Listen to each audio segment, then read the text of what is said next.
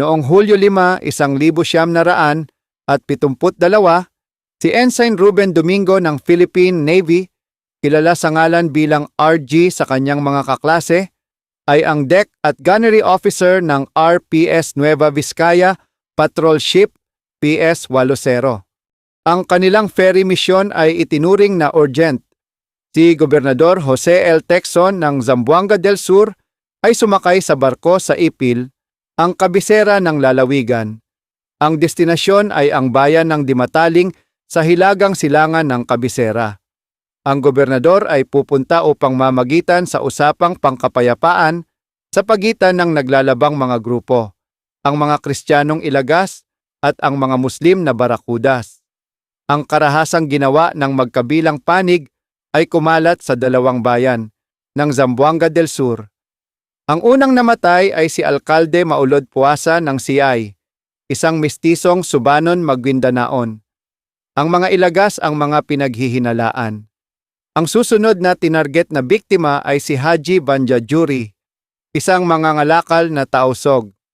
Sa kabutihang palad nagawa niyang makipaglaban kasama ang kanyang angkan at nakaligtas sa kamatayan.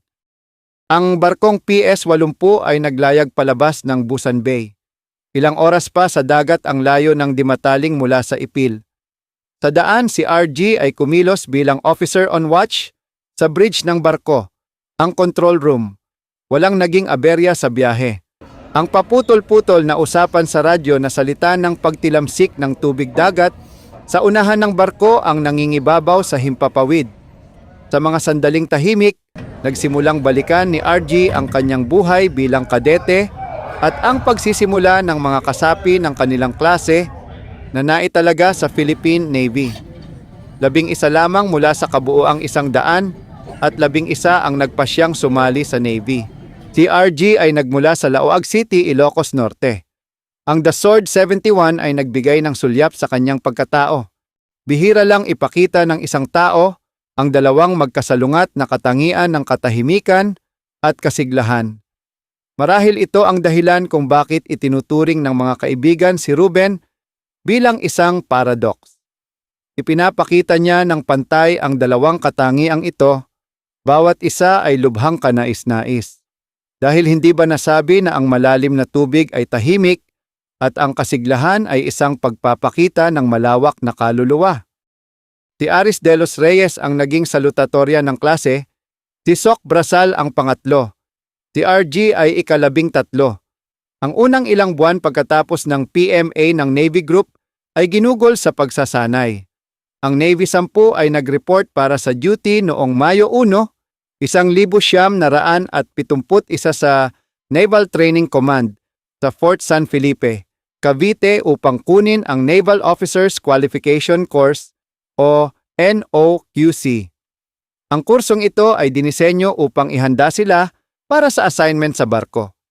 Kabilang sa mga asignatura ang Naval Administration, Marine Plotting, Celestial Navigation, Seamanship, Naval Weapons, Naval Engineering, Naval Operation, at Sea Phase Training.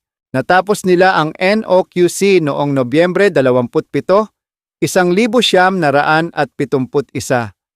Ang unang assignment ni RG ay bilang mess officer ng World War II, Vintage RPS Nueva Vizcaya, PS-80. Ito ay isang submarine chaser type ngunit ikinategorya bilang patrol craft escort. Ang pagbibigay ng naval gunfire support, search and rescue at limitadong transportasyon ng mga tauhan at kargamento ay ilan sa mga misyon nito. Si Joaquin Tan, kaklase ni RG sa Bravo Company sa PMA, ay itinalaga bilang mess officer ng RPS Pangasinan, PS-31, isang patrol craft escort. Sina Aris at Soc Brasal ay nag-report sakay ng RPS Dato Kalantiaw, PS-76 noong Disyembre 2. Ito ay isang destroyer escort na ipinahiram sa ilalim ng Military Assistance Program ng Estados Unidos para sa Pilipinas. Hanggang sa ito ay binili ng pamahalaang Pilipino makalipas ang 6 na taon.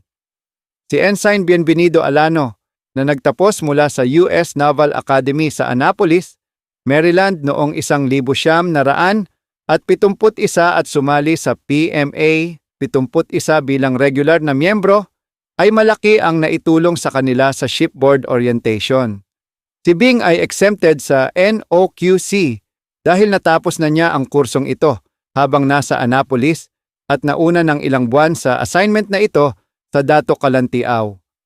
Si June Fabros ay itinalaga bilang officer in charge ng isang patrol fast, PCF, sa Manila Bay. Ang pangingisda sa istilong Navy ay nangangahulugang pagpapatrol at paghabol sa mga pinaghihinalaang fishing boats. Si Wency Cruz, PMA 71 ay platoon commander ng bagong organisadong Ikawalong Marine Company, Philippine Marine Brigade na nasa pagsasanay sa Fort Bonifacio. Naputol ang pananabik ni RG sa nakaraan dahil sa sunod-sunod na utos mula sa kapitan ng barko. Nasa unahan na ang Dimataling. Mahusay na itinimon ng CO ang barko papunta sa Pantalan. Tumawag ni Gobernador Pecson ang isang dialogo para sa kapayapaan na gaganapin sa Pantalan ng Dimataling. Inutusan ang dalawang nag-aaway na grupo na humarap upang maresolba ang mga ugat ng problema. Bumuo si RG ng isang pangkat na binubuo ng isang squad ng Navy na may puting sombrero at isang squad ng Marines. Inihatid ng pangkat ang gobernador at ang kanyang grupo. Naunang dumating ang grupong Muslim, habang tinatalakay ng gobernador at ng mga Muslim ang ilang aspeto ng alitan, biglang pumasok si Mayor Carmona ng Dimataling kasama ang kanyang mga tagasunod. Dahil sa banta ng biglaang pagdating ng mayor, nagpaputok ang mga Muslim. Ang unang namatay ay ang mismong alkalde ng Dimataling. Nagkagulo ng husto habang sumunod ang isang napakatinding putukan. Ito ang unang putukan ni RG at tumagal ito ng 10 oras, mula 1:00 ng hapon hanggang 11:00 ng gabi. Nagkaroon ng kalituhan, nasaksihan niya kung paano bumagsak sa lupa ang isang sundalong army nang tamaan ito ng bala. Habang ang mga bala ay lumilipad sa itaas nila, mabilis na ipinuwesto ni RG ang kanyang mga tauhan sa mga estratehikong lugar at ipinagtanggol ang linya ng pamahalaan. Ang mga puwersa ng Army, PC at Pulis mula sa ika-400 at 61 PC Company sa Pagadian ay nagtamo ng mabibigat na kaswalti sa sumunod na madugong labanan. Sa kabuuan may 18 na nasawi sa panig ng gobyerno at 18 na kaswalti mula sa panig ng mga rebelde.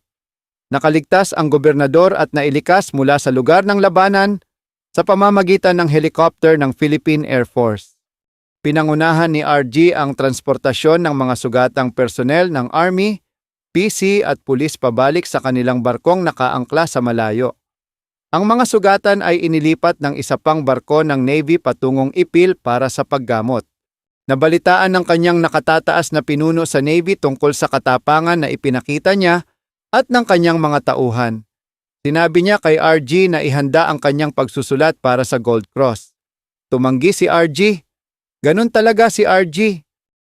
Ang insidente sa Dimataling ay nag-ambag sa tensyonadong kapaligiran bago ang deklarasyon ng Batas Militar sa Pilipinas noong Setyembre 1972.